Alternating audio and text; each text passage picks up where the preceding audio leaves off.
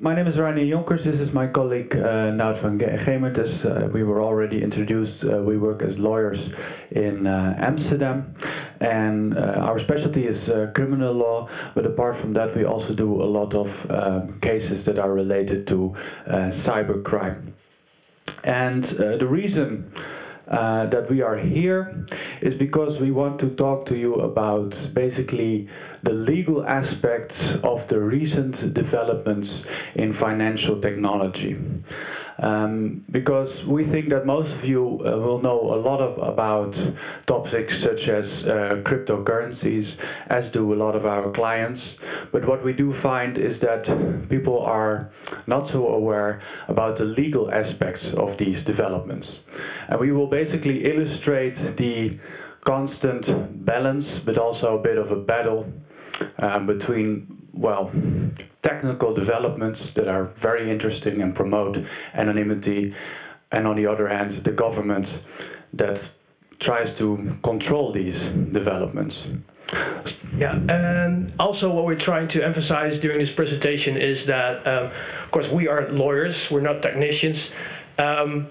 Most people do not know a lot about law, we do not know about other stuff, and I think that we all should collaborate in order to get the best future for all cryptocurrencies and also for encryption, because there are, in our opinion, some dangers that are happening here.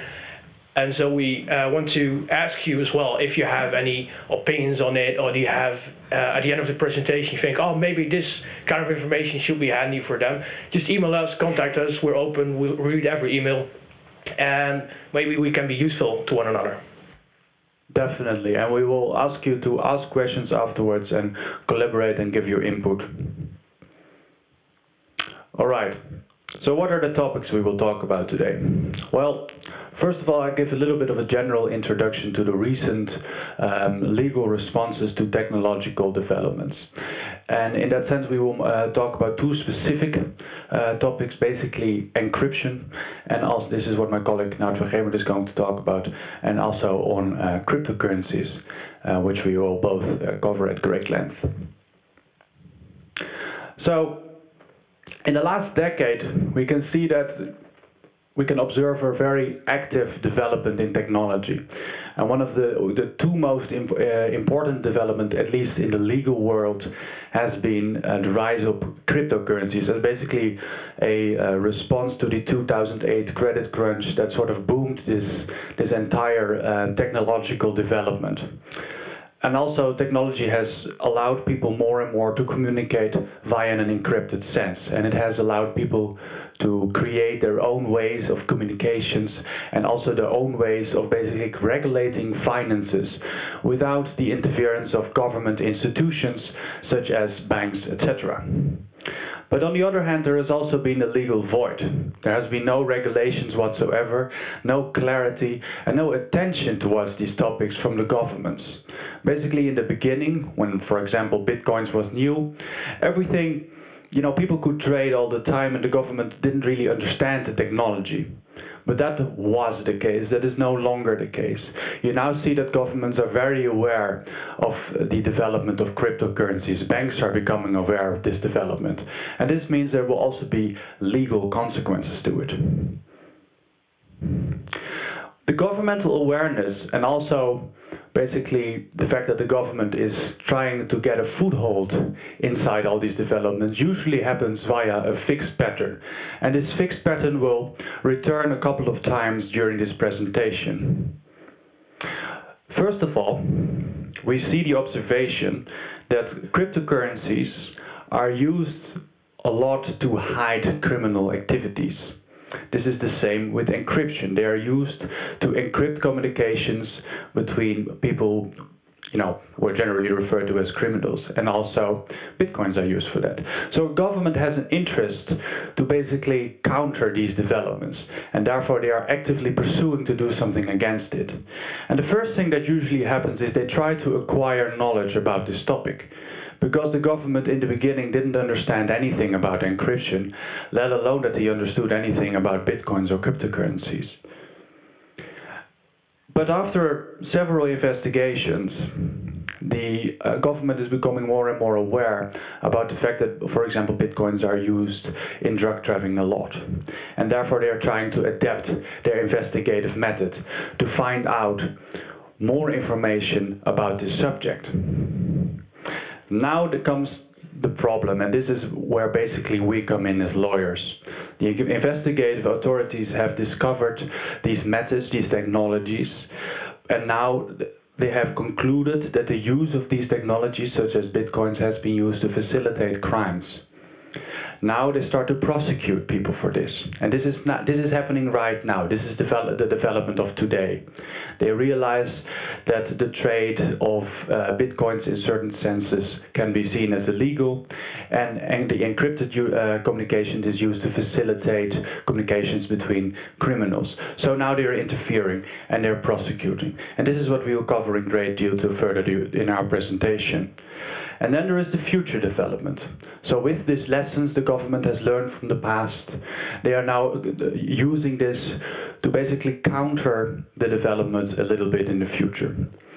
So they are making laws against encryption, the war against encryption. And they're also making laws to counter the anonymity of bitcoins and other cryptocurrencies.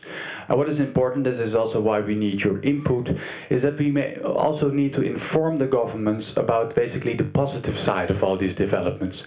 Because we today see a very negative trend in the government about all these technological developments, and basically this bias that everything basically is used to facilitate crime, which is of course not the case. But let's go into detail and talk about encryption. So as my colleague said, new technical developments can be handy, can be useful, but also for criminals. And well, especially encryption. And encryption is of course not a new technological development. It's as old as writing. But since a couple of years it's fairly easy to encrypt messages, even if you have no technical experience at all. And the investigators, they see that even like non-technical criminals, like normal drug traffickers, they started to use really difficult encryptions for their communications. So they said, okay, now what? Because usually when they were talking by phone, they can tap wire your phone. Or when they meet in private, they can just send in some bugs to listen to people. But if they talk in encrypted, they can talk on the internet, just send messages. They don't care about if those messages are interrupted. The police cannot read them anyway. So the investigative authorities, they believe like, okay, we need to be safe, we need to counter drug trafficking, we need to counter terrorism, we need to counter all sorts of crime. But in order to do that, we must be able to read what these criminals say to each other.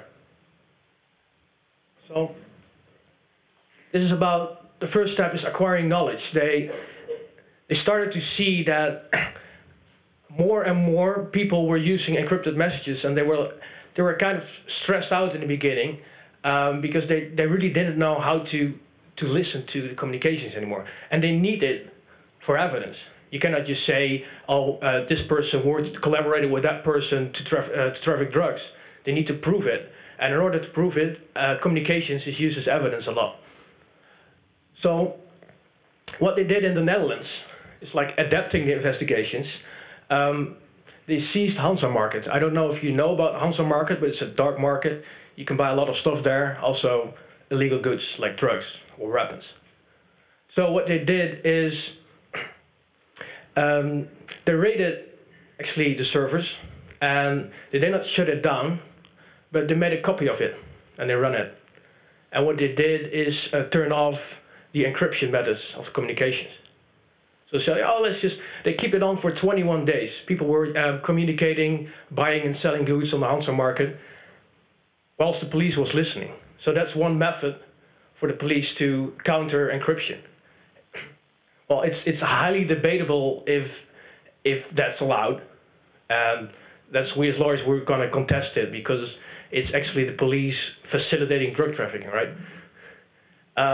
But they tried, and now it's going to court, and we'll see how it ends up. Maybe the Supreme Court of the Netherlands says, well, okay, nice try, but that's not allowed, and the case is being nullified, being void. And also what they try to do is they use old laws to combat encryption. For example, there's this company PGP Safe that sells phones that are encrypted. It's really easy to buy. You buy a phone, your colleague buys a phone, and you can just call and text encrypted with each other. So the problem is encryption is just math. It's not illegal. Selling phones is not illegal. Selling encrypted phones also is not illegal. So what did they do? They decided, let's see, there's this company that sells phones to criminals. Let's arrest them because we don't like that.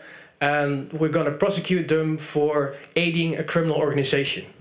Because the argument was, with selling encrypted phones, you know that it's going to be used for criminal offenses. And thus you're aiding a criminal organization, thus you are a criminal yourself. And well, that didn't really went through. So they tried, oh, well, let's try money laundering then. Because you sell the phones, you receive money for it, and you know the money is derived from a criminal offense, and thus you're a criminal. Well, that's also still in court. Let's see what happens to that. But basically, they prosecute people for selling encrypted phones because these phones are being used for criminals. But I don't see the difference with, for example, Vodafone, that also knows that if we sell phones that criminals might use it for their criminal offenses. But that's not the only thing what they do. The fourth step is they create new laws. And the first one they tried was the decryption warrant. And that's nothing more than a prosecutor's warrant to order someone to decrypt a file. For example, if you have a computer which has a lot of illegal information on it, the prosecutor would be able to say, okay, you're going to decrypt your computer. If not, we're going to send you to jail. But then there's these things like human rights that that the European Union, well, still the decryption warrant is off for the suspect because in the European Convention of Human Rights it says that no person can be forced to comply with his own conviction. So the Dutch legislator said, oh, well, maybe not a decryption warrant for the suspect, but we still have it for every other company. For example, if you are a phone company, you provide communications. In the future, you can be forced by the prosecutor to decrypt information. If you can, of course. And also what's going to be new is we're going to have hacking powers for the police. Soon in the Netherlands, the police is allowed to hack, to enter any data storage and make copies of it, and even destroy and delete the data. And also, which is highly debatable in the Netherlands, the police will soon be able to exploit 0 days. For example, if they find out about a leak in a system, they used to be obliged to tell that and make sure that the leak is being fixed. But now, in order for criminal investigations, they can leave it open to hack it themselves, to exploit the vulnerabilities themselves. And that's actually the police allowing the internet to be not safe to exploit that weakness. So I want to show a tweet of Edward Snowden, which I found was interesting. That Theresa May said that, I'm clear, if human rights law get in the way of tackling extremism and terrorism, we will change those laws to keep British people safe, she said. People say, yeah, sure, makes sense. But Edward Snowden said, well, if you remove the emotional words, you actually basically say, if human rights laws get in the way, we will change them. And like the previous stuff I showed you, that's actually what we're doing now in the Netherlands. And it's going to take a year before these laws are implemented, and then the police can start hacking and exploiting 0 days exploits. So that's in short on encryption. Now talk about cryptocurrencies, because of course cryptocurrencies are used by everybody. I just bought Bitcoins in an ATM right now, and you can buy some food here. But you can also buy drugs online, of course. So Bitcoins are also being used by criminals. And there's a big raise in the amount of cryptocurrencies used by criminals. It used to be cash a lot, but now the police sees it changes from the cash world to the cryptocurrency world. So the police says, well, that's also something we should tackle. Okay, next one. So back to the standard response of the government. First one is, okay, we see that bitcoins are being used a lot for like drug trafficking, money laundering, basically any criminal offense. So they adapted their style, so they start investigating the blockchain.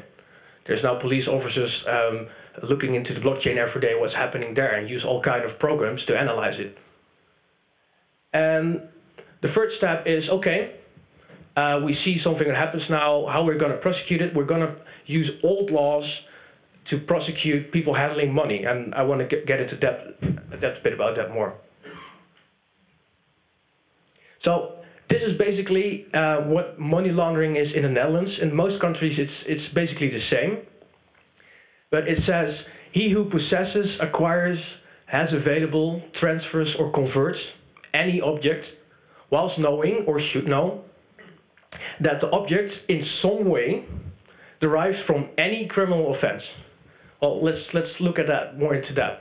He who possesses, acquires, has available, transfers or converts.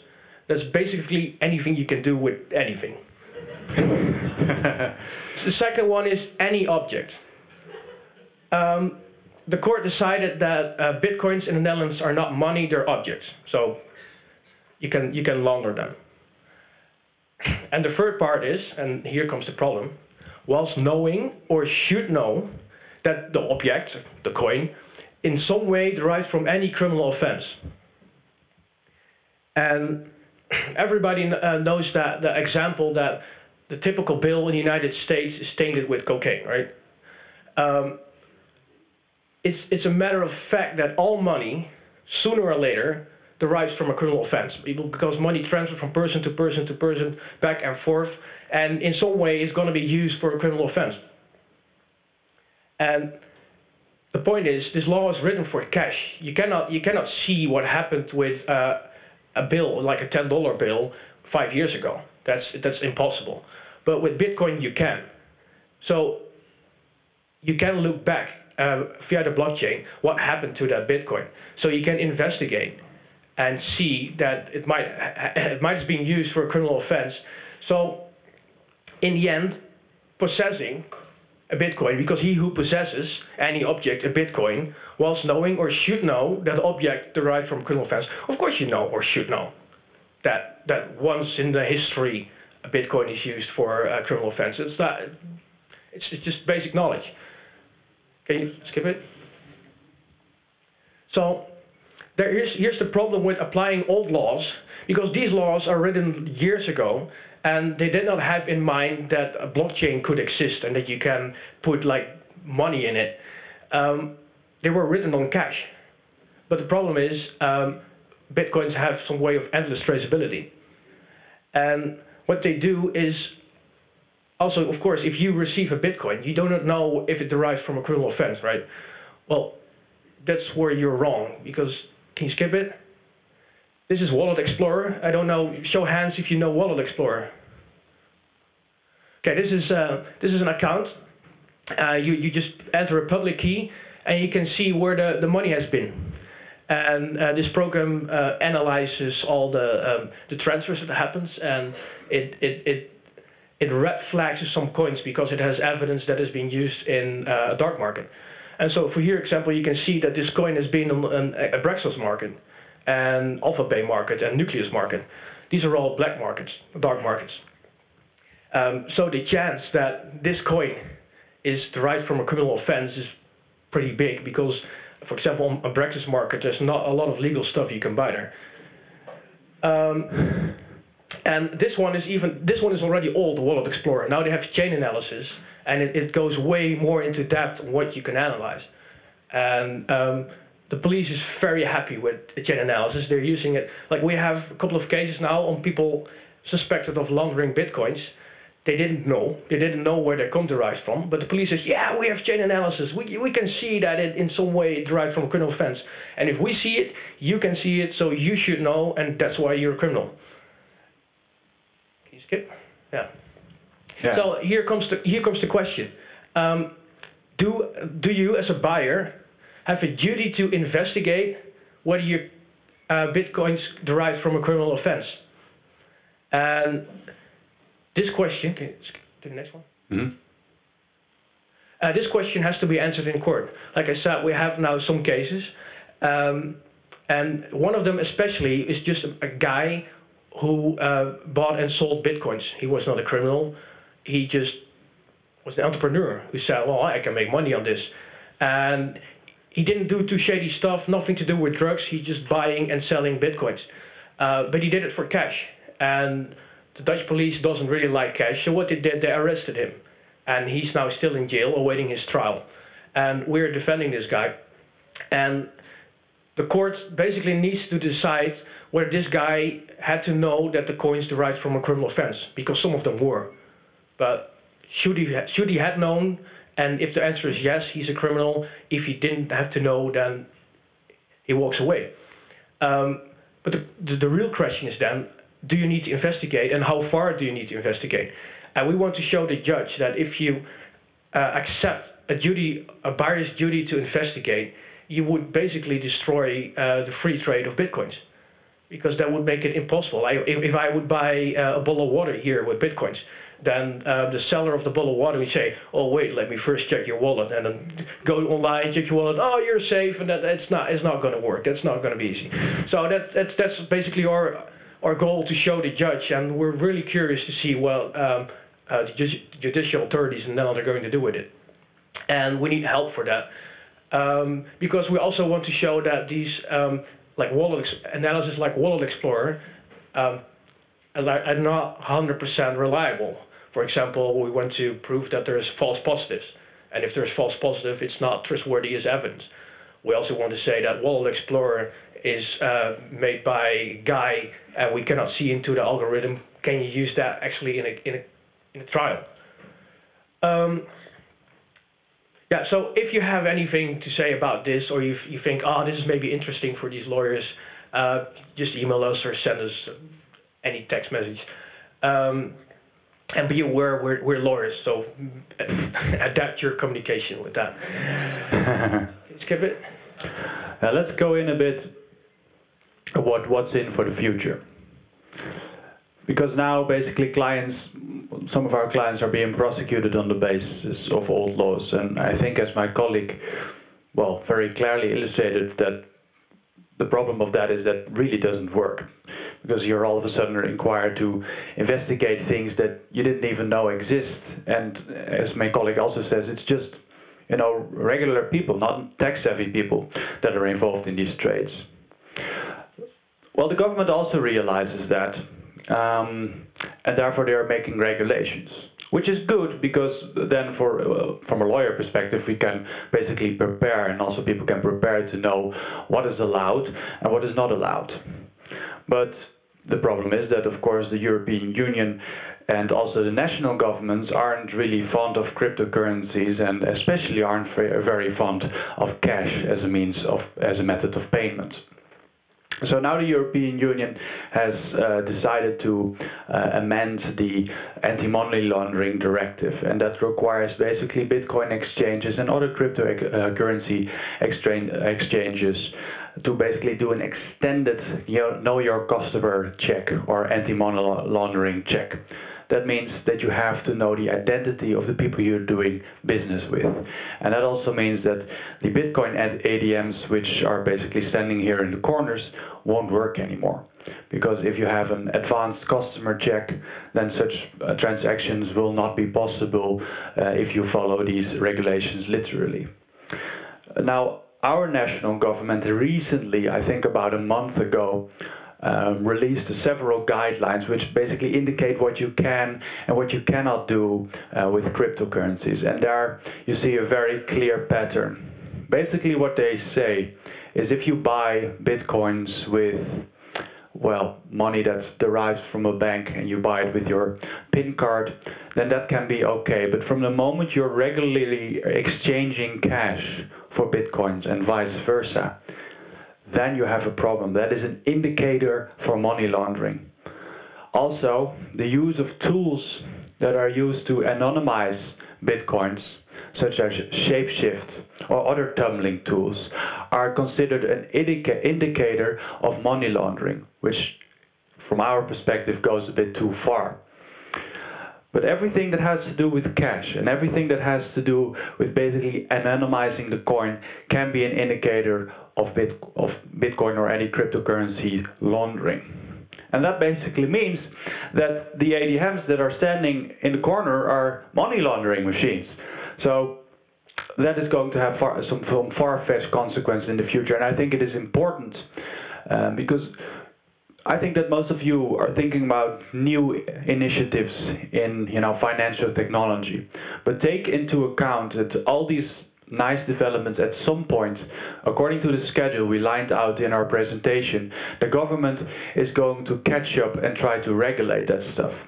And that is why it's important to talk to the government and make sure they don't make, well, basically stupid decisions, because they're about to. And I think it's very important that we prevent them from doing so. Thank you very much.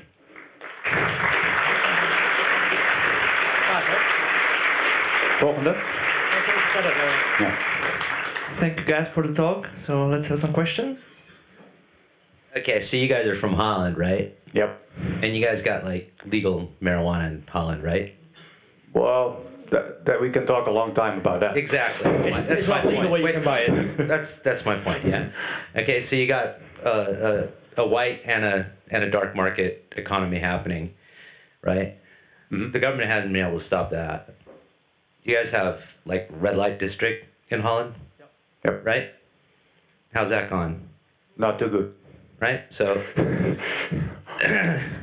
what do you guys, as lawyers, what kind of legal arguments do you have from the type of prohibitionary laws that have been used for behavior that people have been going into for, have been doing forever? What are your arguments on that level when you project forward in cryptocurrency space? Yeah. Well, one of the things is that one of the first articles of our criminal law basically says that you cannot, be found guilty of a crime that wasn't recorded in law beforehand. And what is also important is that you as a civilian you must be able to know the law. And on the one hand, the government presupposes that all citizens know the law. But on the other hand, it must also be clear that when you do something illegal, that it will be prosecuted, and whether it's illegal or not illegal. And this is the problem, because the picture that the prosecutor is basically painting in this case is that bitcoins are money laundering instruments, and that is not law and is not clear for people who trade that stuff. And also, which is one of the main arguments that I will also put forward in that case, is that one of our clients is being prosecuted for trading bitcoins. And the only difference is that he used, cash. There are a lot of other centers and official places, where you can trade bitcoins, but these are not being prosecuted. While we can know for a fact that these also accept bitcoins that can be considered tainted with these tools such as Wallet Explorer and chain analysis. So here we are. So why is my client being prosecuted, and why are the others not being prosecuted? And that of course can be an argument to, basically annul the case, because it doesn't make sense. Continue on that point. So do you see essentially as the only refuge that the state has is public prosecutions of people as a threat? Because we're looking at something about blind in the panopticon. So what is the cost of being able to act on the data when a majority of your citizenry is doing things that are illegal? To what degree do you think that the European Union and Holland as a model is willing to go in that direction? Yeah, are we really going to see widespread prosecution of this stuff, or are we only going to see, precedent-setting cases as, look at, you really shouldn't be doing this? Well, basically, they just started.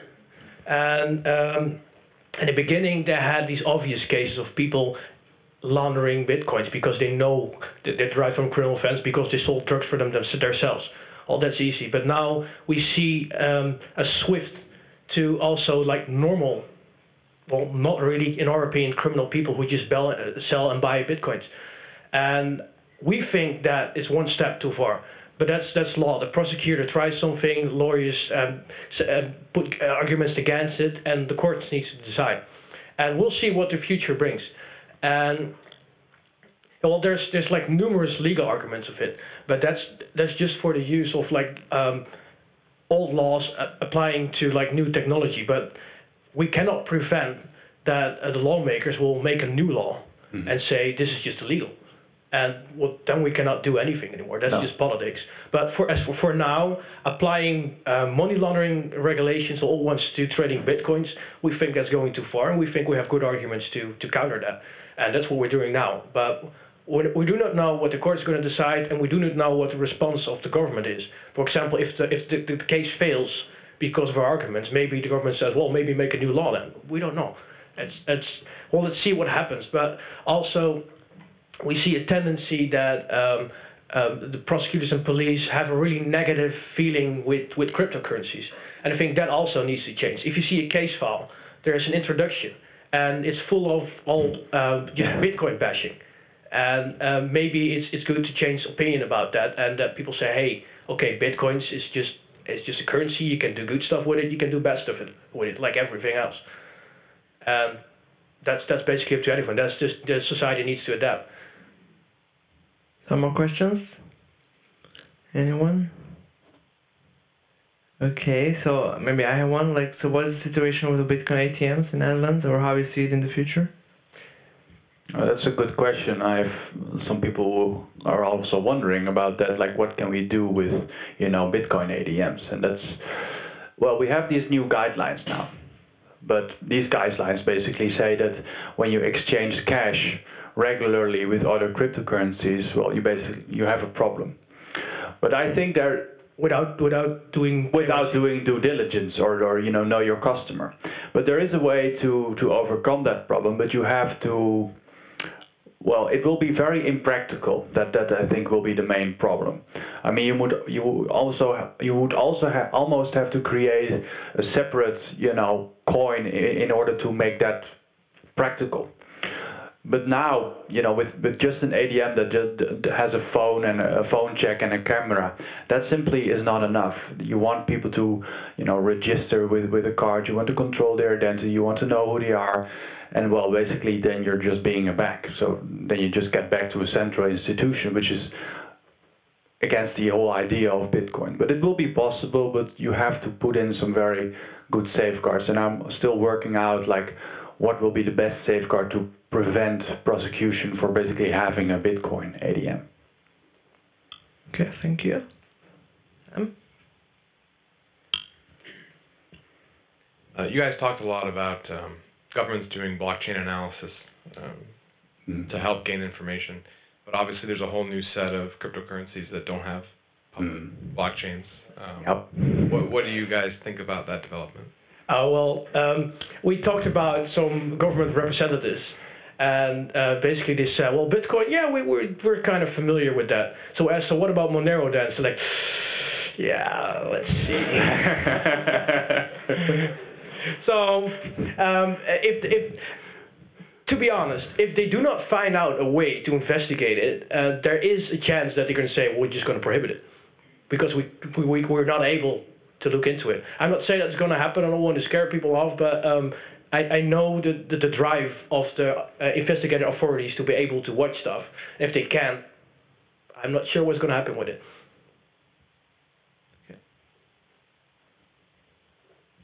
Thank you guys for the presentation. I think it's quite relevant today. So let me ask you, any court case where actually they used the result of chain analysis, for example, to convict somebody? So they actually said, okay, we see it in your wallet explorer. I see that 95% of the bitcoins are from the Hansa. You are done. Has that been the case? No, there are none at this point, but there will be very soon, a couple of months, and then you will have probably the first. I think we have 5 cases now that they use that experience, but there's no conviction yet. No, and the problem is, like as my colleague indicated, there are a couple of other cases, but these are so obvious. You know, they're like large amount of cash and drugs and that kind of stuff, and it's so obvious that the whole chain analysis method doesn't add anything to it. But now we also have a case where all these aspects are not there, and they just see that, okay, these bitcoins are tainted, and you should have known that, and now you're being prosecuted on the basis of this tool. And of course, this is also what it demanded. Like, I want to see the algorithm of this tool. Now, of course, I cannot make sense of the algorithm whatsoever, but I think that as a lawyer, I have a right to know that on the basis of what algorithm my client is being prosecuted for. But then, you know, they say, well, it's a private institution, they cannot give the algorithm, blah, blah, blah, blah. And that is, I think, because they don't have any alternative. So in my opinion, the government should make their own algorithm to find that stuff, because then you have a valid way of investigating. But now they're just using a third-party program. And that cannot be checked. And I think it's very important because, you know, to the judge it will be just, okay, well, the program says yes, so it should be wrong, but we don't know. Yes. Oh, yeah. Thank you guys for coming. I had a specific question, so I assume you know about the province of Curaçao, right? It's the little province of Netherlands down south. And basically what I'm hearing is that a lot of so-called investment funds are getting set up in Curaçao, I think under Dutch jurisdiction. And to me, it just sounds like large-scale legalized money laundering instead of little cash, little guy money laundering. So what's the deal with that, and what's going on in Curaçao? Well, what's happening in Curaçao? Well, it used to be known for that was a money laundering paradise as well, but what's happening now on money laundering there, I'm not really aware of, especially not with cryptocurrencies, because there's not a lot happening there, and they have their own jurisdiction though. So they're part of the Netherlands, but they do have another jurisdiction. So I'm not into any of these cases, so I cannot really answer that, to be honest. So from law point of view, if I see that, for example, Monero, you cannot make a chain analysis over it, basically for illegal activity, it's for criminals it's better because state doesn't have a proof that transaction was made. So if I think about it, is it for me like a criminal better to use like anonymous cryptocurrency because I'm not admitting that I'm criminal. I'm I actually I was lawyer too, but I understand your question.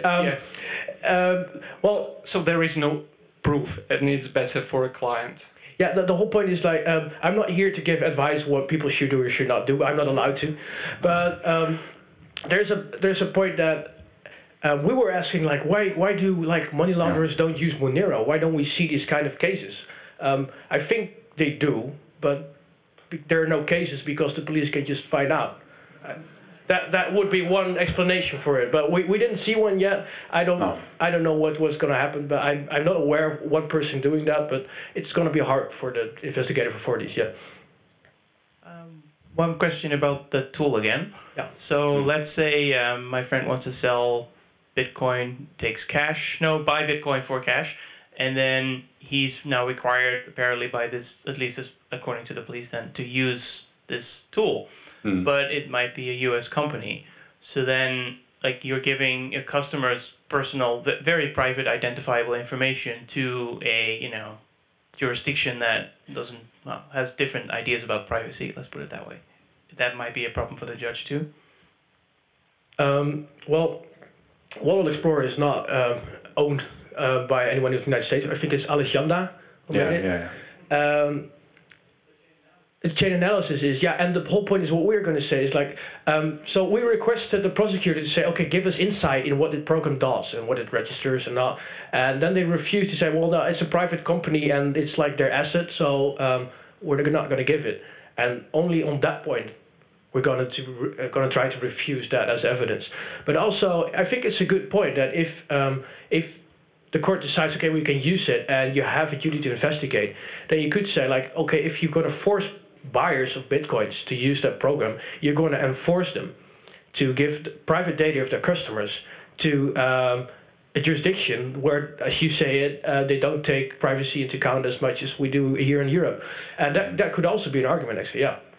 Yeah, the government would also say, well, you don't have to use that program. You know, you can make your own program, because it's just, you know, the duty to investigate the resource of, you know, the Bitcoin, because this is also one of the arguments in the case. Well, yeah, but the blockchain, well, that's public. You say, yeah, the blockchain is public, but the program that uses that analysis is not. And how can I ask people? Because the program also, you cannot just access that online. You know, you need to buy it. It's pretty expensive. So especially as a private person, I think it will be very hard to even be able to use that program, like in a practical sense. Maybe the Dutch government is going to provide one. That would be nice. Well, I think European Union invested 5 million in making one. Yeah, yeah, but that's for the investigative authorities. Yeah. Okay, but. Hi. Do you see that individual EU countries making different laws for cryptocurrencies, or will they converge into kind of similar rulings? And also, how does that affect like exchanges? For example, I already use something that's in Switzerland, for example, like non-EU. Yeah, that's going to raise some interesting questions. You see that in the UE all the time. The countries have different laws, and the EU wants to harmonize. But it's basically a matter of jurisdiction, and jurisdiction doesn't bite. So jurisdiction in Switzerland, which of course Switzerland's being an annoying country legally because it's really different from other countries. But if you do something wrong in the Netherlands and something wrong in Switzerland, you can just be prosecuted in either of them. So you need to apply rules and guidelines of both countries. So that's going to make international trade even more difficult. Okay, guys, so we are running out of time. So that was the last question. So if you have more questions, the guys are staying here for the whole day. So just please join me in the one final round of applause. Thank you.